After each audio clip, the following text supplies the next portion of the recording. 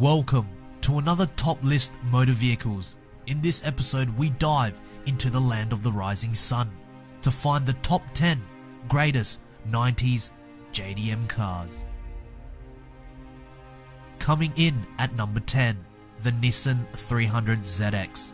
This was a real icon of 90s performance vehicles, with many different options to choose from.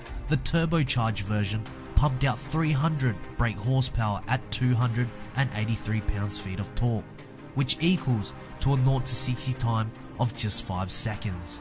With a fairly nice interior, the 300ZX won multiple awards from established automotive journalists.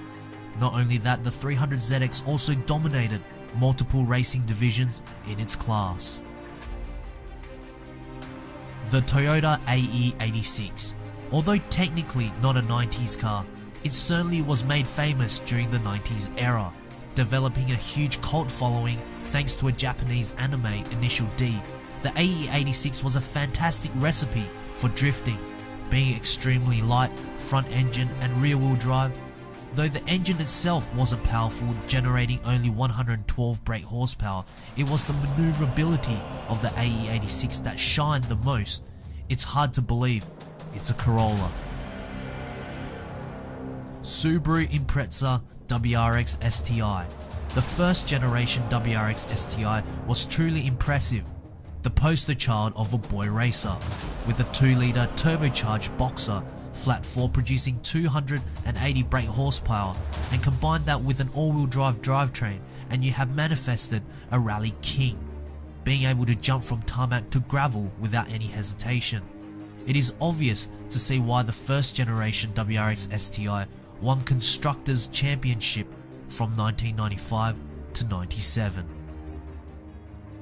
Honda S2000.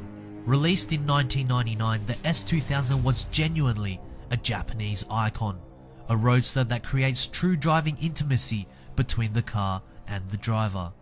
It is one of the only few cars to have perfect 50-50 weight distribution. In addition to its fine balance came a naturally aspirated 2-litre engine that mustered 247 brake horsepower. If you're counting brake horsepower per litre, it is equivalent to the Ferrari 458 Speciale. The S2000 even screams to 9,000 revs per minute. Imagine the sound of the exhaust when the roof is down while you're driving. Mitsubishi Lancer Evolution. Much like the Impreza WRX STI, the Lancer Evo found most of their success when they competed in the World Rally Championships. With 4 driver championships and 1 constructor championship, it was certainly the Impreza's arch enemy. Equipped with a 2-litre turbocharged flat 4, it is the Evo's bodywork that is more impressive. With more aggressive bulges, fender work and wheel arches, it is also rarer to sight on the streets. Mazda MX-5 Miata. Inspired by European legends such as the Lotus Elan, the Miata truly redefined the definition of a true sports car, emphasizing more on handling over power. Only producing 115 brake horsepower, the first generation MX-5 offers unbeatable smiles per mile. Just simply ignore the hairdresser stereotype and you got perhaps not only one of the most iconic Japanese roadster of all time, but a car with huge tuning potential. Mazda RX-7. With stunning aesthetics and Mazda's infamous 1.3-litre rotary engine producing 251 brake horsepower, it is the combination of these two that makes the RX-7 so special. Winning multiple awards for its fantastic looks, the RX-7 is a great car for all types of racing disciplines, whether it's for drag racing, drifting or circuit racing. This lightweight front engine rear-wheel drive pocket rocket also possesses a 50-50 weight distribution and is considered as one of the best handling cars of all time. Toyota Supra.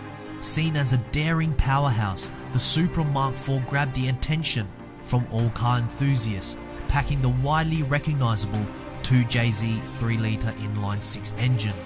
The twin-turbo Supra made 280 brake horsepower, but of course it was obvious that the power output was much more capable.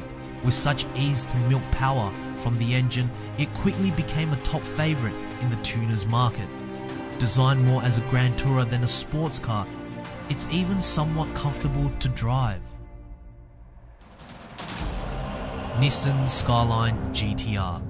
Due to fuel regulations, the old 1970s GTR was axed, but nearly 2 decades forward, the R32 GTR resurrected in 1989 with all-wheel drive and a 2.6 litre twin-turbo inline-6 which outputs at 276 brake horsepower.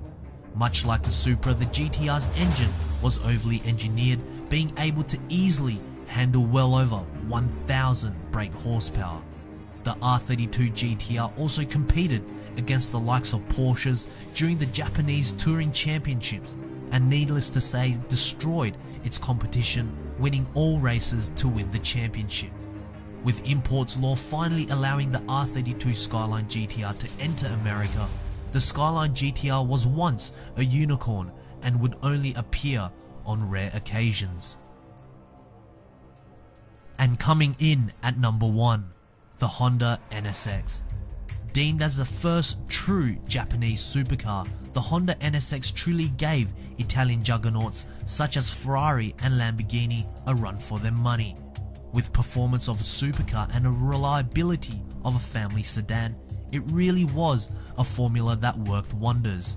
Assisting in development was 3-time Formula 1 champion Ayrton Senna for not only giving the credibility that the NSX deserved, but true knowledge to aid the NSX to perform at the upper echelon. Holding a mid-engine 3-litre V6 producing 270 brake horsepower and constructed using aluminium for lightweight purposes, the Honda NSX is the greatest 90s JDM car. We have finally come to an end of the top 10's greatest 90s JDM car. If there is one JDM car you would have in the world, what will it be? Put it in the comment section below, and if you enjoyed this video, please give it a thumbs up, and if you want to see more of this series, make sure to subscribe.